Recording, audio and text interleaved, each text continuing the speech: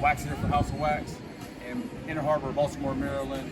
Came to check out Soundgarden Record Shop here with my man Fraco. What's up? And we're gonna get into how he got into loving music and how many records he got and dive into his collection. So you want to introduce yourself, Frank? Hey, I'm Franco Alfano. I live in Baltimore, Maryland. I work at the Soundgarden. I work here weekends. I have a full-time job. Come here on the weekends to get records and meet people. So, when did you, when did your collection start? Collecting music? I've always collected records. I started with my family's records and kept those and just kept building on to those. I still have some of my first records. My first record was Please Synchronicity. I won it off of B94. That's what's up. It had to be like 1983, 1984. I called in. I was like 9 years old, and DJ thought I was a girl, so I gave my sister's name.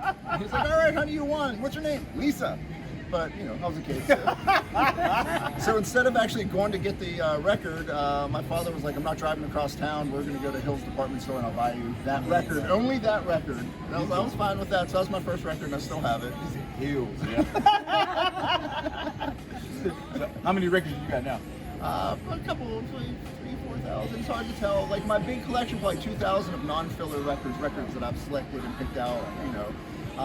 45 is probably another 2,000 at least. And then I always have like crates of records that I'm gonna do a yard sale with them. Stuff I've collected over the years. People gave me collection. So I don't want them anymore. I just, I don't need every Billy Joel record. I don't need every, Three Dog Night record, every Deep Purple record. So I've been purging a lot of that stuff, just keeping the stuff that, I've been, getting at work and shopping and digging. That's what I was getting ready to ask. How often do you purge your collection? I've been doing it a lot lately. Before now, never. So it's really got big. So right now I'm getting into like real estate in my basement is really precious. So it's like, I gotta get rid of stuff. So stuff's going. I started collecting jukeboxes. So they take up a big footprint. And then I got into arcade machines and like pinball machines. So it's like my walls are closing in on each other in the basement. That's awesome. So, are you from Baltimore? No, originally from Pittsburgh. Oh, okay. Cranberry Township. Yeah. That's why he said B94. Yeah, right. Hey, but the thing is, I don't know. Sometimes you don't know how far it reaches. Well, this is Steelers country. Yeah, now you're right. This is Steelers country. You heard it here first. So, how long you been out in Baltimore? I've been here 20 years, 21 years actually. May 31st, 2001. I moved into town from Denver. I moved from Pittsburgh to Denver and then Denver to here. I do and I don't. I'm glad to be from there. I'm glad I've moved out and moved on. I probably would never move back. Sometimes I think I might move back when I'm really old, go back to die like the Money Bass.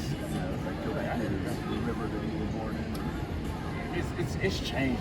It has. And one thought I have is when I think of Pittsburgh, I think of the Pittsburgh I left in 1996. So, and then I go back and I'm like, okay, that's right. It's definitely not the same. Yeah, it's absolutely different. Absolutely. I love going to Eyes. Last time I was in Pittsburgh, I stayed at, I can't remember what hotel, right downtown, we could walk to Eyes, and that was awesome. They hated her. Like that whole section down there is like huge. Yeah. And I think Jerry passed away. Yeah, I heard about that. And I guess he sold it to like some his name is Chris. Chris. And but they, you know what, you couldn't even tell. Right. Like you couldn't even tell. Like they've done a wonderful job, and I didn't know that Jerry opened up a shop in Edgewood. Or something like that when he retired. Yeah, he opened up another shop. Huh. And then like vinyl it's blossomed in Pittsburgh now. Right, because right. Before it was only the Attic, Right. Dave's Music Man, Eyes, Jerry. Yeah, it's been a while. There was a chain. The last time I was in town, there was a chain. They had a couple locations around town. Warehouse. They had a few different locations. Yeah, I think it was the Warehouse. And they actually shrunk down. They don't have as many as they used to. I think they only have 2. But then they got the Exchange, Okay. which is like a chain, which is kind of good, man. But bookstore, half-price books. There's a shop in Rockville that totally reminds me of Jerry's called Joe's Record Paradise. You ever heard of that? Here? Yeah, Rockville, Maryland. It's about a okay. 40-minute drive, more like a DC suburb, but in Maryland.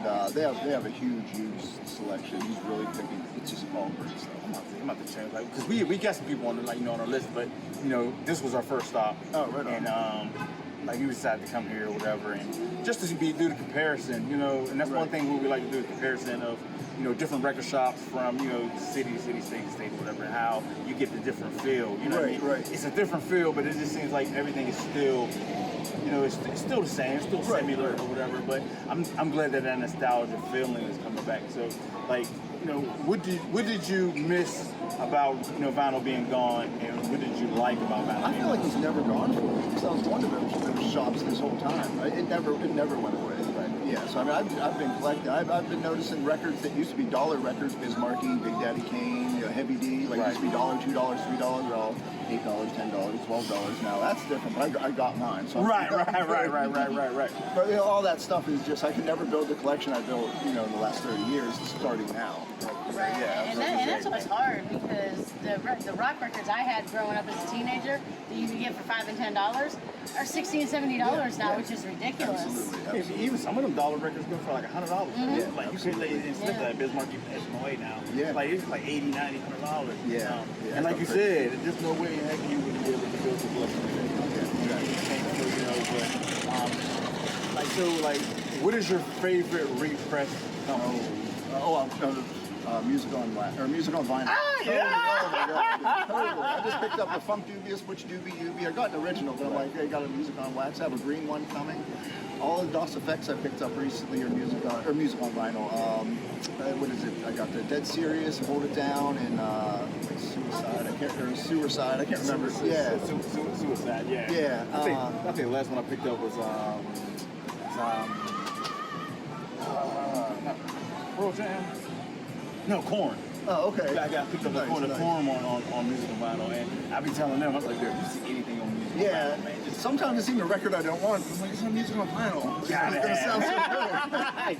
Another company I love is Soul Jazz Records Presents. Their compilations are amazing. Look up Soul Jazz Records Presents. They hit all genres, and they just pull the best of it. I mean, it's just compilations of the best stuff. So I think this one now. They do like a lot of record store day, and they did the Souls of Mischief with the glow box. I remember that. I can't think of. It's not Fat Beats, is it? No, I cannot think of what it is. But they're my second, and I think Respect the Classics. Oh, okay, yeah. Respect the Classics is probably Yeah. my third. Yeah. But you start getting some of like the overseas pressing comes like music on Wax Time records and stuff like that or whatever. But I think the quality is starting to get better because people are starting to actually want it. Right. But I think for probably the first 10 or 15 years, nobody really wanted reissue. Right. Everybody wanted, Yeah. but now that some of these audiophiles people want the 180s and so like with the pressing, what's the highest grade that you own? Maybe the highest, like 180 gram. I feel like I have maybe a 200 or a couple 200s. I have a couple of them like, damn. Yeah. They don't have the hype stickers or the cellophane on it anymore. But I'm like, this is heavy as hell. And I also have records, and I'm like, there's nothing in here, and I pull it out, and my De La Soul, Blue Mind State is like that. I swear to God, it's gonna be like 70 gram. You know, it feels like that's the only one they made. Right. You know, and it's. But my thing is, what I don't understand is like when people be saying that they're audio files, this, that, and the third. I feel like, you know, it's not a true experience. Because when you were like, you know, in the 80s, you weren't worried about audio files. Right. You weren't worried about Right. the gram of it. You know what I mean? You didn't even know the sound quality sucked. Right, right. And that's the thing, you know, a lot of times you look for that crackle. That's what they made the record, you I have a know? drum machine that has that crackle. You just hit it and it just makes that crackle, so it meets over that right. crackle. So, I mean, but I think like the one thing that I liked about, you know, supposedly vinyl being gone, that you can think of a record going to shop and go get it. Yeah, oh yeah. You know what I mean? Now, Yeah. if you sit there and say, you know, I don't know, you want a Miles Davis, whatever, they'll look at you like, depending on what it is, they'll look at you like. Right, right. I do gotta say, we probably got 25 different Miles Davis records in the Miles Davis section. and that shocked me because normally we go, it's like, you have like represses or whatever. There's a lot of John Coltrane. I mean, our sections are like that. We definitely carry those things. But yeah, it's what else do I? When it went away, I stored a lot of stuff. I used to go to the antique stores, thrift shops. There's just nothing in any of them anymore. But I do have to say that there are now record vendors in antique shops, like in the middle of Pennsylvania, like rural Pennsylvania, that actually have decent collection. So sometimes I will stumble across, you know, like I'm in Ephrata, Pennsylvania, out in the middle of nowhere, and I'm like, come on, like, where'd you come from? Like, where'd you get all these records here? And like honey pots. It's like, I think we get one. My problem with that is people start like trying to sell them for retail. Yeah. So they'll sit there and see like a rare record and think like they can get $80 for it. Yeah. And thinking like, dude, this record has Yeah. like, I'm not paying for this record for $80. Yeah. You know, and it's like a bunch of, you know, junk in there. I have an old phone that has a lot of pictures of people selling, like those Billy Joel Piano Mans Right. for $50. I'm like, come on. Even Beatles records, people think Beatles records are valuable. They made millions of them. Every time you heard Beatles playing, there was a physical copy nearby playing. It's, you know, unless you have like a Japanese promo that's mislabeled, you know, like, you know, multiple aspects of something collectible. It's not Something rare. Yeah. I think the Beatles now is like Elvis back then. Right. Everybody thought an Elvis record was like super rare. Same Like, thing. like, No. right. And it was more of a, you know, family heirloom than it is. It's priceless and sentimental value. Like the blue suede shoe, like everybody has blue suede shoes. It's not worth anything. Yeah, But like Michael Jackson, outside stuff, like Michael Jackson, I mean, like trillions of records. Yeah, And yeah. like you said. I don't even think they ever stopped pressing Thriller. It's on its first pressing still. It's like if you're crazy, you're surprised when somebody's collecting so heavy. You know, like this, there's certain albums that you know you want to see in everybody's collection. Yeah. Like, you know, Purple Rain, Purple Rain, right? Thriller, you know what I mean? Certain albums or whatever. Yeah, absolutely. What is your top 5 must-have in every collection album? Paul's Boutique, Beastie Boys, Gorillaz, Demon Days, Danger Doom, the Danger Doom, MF Doom, Danger Mouse compilation. Let's see, 2 more we gotta have. I'm gonna say Dust Fest, Hold It Down. That's a great, Hold It Down is a great album. And another one, I'm not gonna pick Wu-Tang. Probably De La Soul, Crazy Time. Alright, now let's do the opposite. Oh, 5 overrated albums that should not be in nobody's collection. I want to say something Kanye, but like, I don't like the guy, but Kanye does produce well. I want to hate the guy, but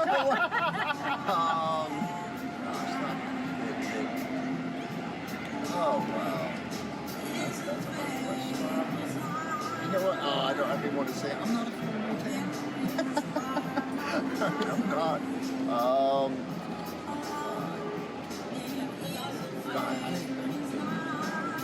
I could answer that. I think I would have to say, like, I love him to death. I would say Thriller. Okay, I was thinking hip hop. Okay, No, I think Thriller. okay. I think Thriller. Yeah. I think the White Album by the Beatles. Yeah. I think anything by Elvis Presley.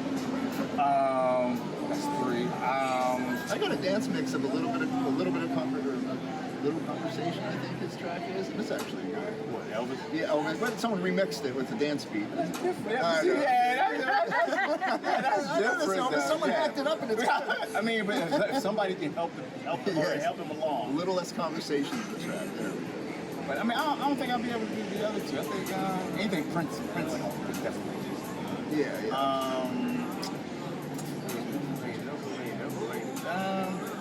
I guess Johnny Cash. Some of his stuff. I mean, but it's just like you see so much. Oh, of it, yeah. You know what I mean? You see so much. Yeah. Of it. And I would say probably Barbra Streisand. Oh yeah. Even though I have like a million Barbra Streisand. I have no Barbra Streisand. Number one. And I have Elvis and Johnny Cash. I have a lot of Johnny Cash. I do. I have a lot of Herb Alpert too. I mean, but you know what? His stuff started actually get traction now. Yeah, I mean, I like the Wolverine album. Yeah, but that's the only album. When you talk about him, that's the only one everybody mentions. And then I didn't know that there was spoofs of that album. Oh yeah. Like Soul Asylum and I think Pat Cooper. the spaghetti one. But now, as far as collecting, you can tell, the younger you can tell the older you, the older you can tell the younger about collecting records. Buy all the MFU first pressings. all new first pressings. I mean, I ain't remember. I wish I had some knowledge to pass along. My son, he's 23, has no interest in records. He's great. He comes to record shops with me, looks at everything else, just doesn't want to go. I wish I could pass something along. Seal everything. Like right now, I'm starting to seal all of my stuff. When I get all these represses we're talking about, I take my original, put them in to seal them, and they sit right with my repress that I listen to. That's what I'm trying to do. Like, save the original. Yeah. And that justify, that's what I tell myself, to justify buying the repress. So I'm going to listen to this and see all my old ones. And I do, and I'm going to have a nice collection. Like, I wish I could go to my estate sale when I die. But I won't be able to. Do you have a number in mind of like where you think you'll stop at? Supposedly, where you'll stop at? I think right around where I'm at. I'm still kind of downsizing and trading up. So if my collection gets smaller, then you get better and better and better. So that's kind of where it's at right now. See, and that's what I've been thinking. Like, I'm gonna probably end up purchasing some. I think maybe 2,500 to be mine. Right. And then when you start to go over your purge, you just kind of stick around. Right at that level, yeah. I got a ways to go yet. Right. How many? Where are you at? 600. Well, that's not bad. That's not bad. I mean, but I was under the circumstances. She's had to start a collection over. Twice. Right. Well, so that's not bad at all.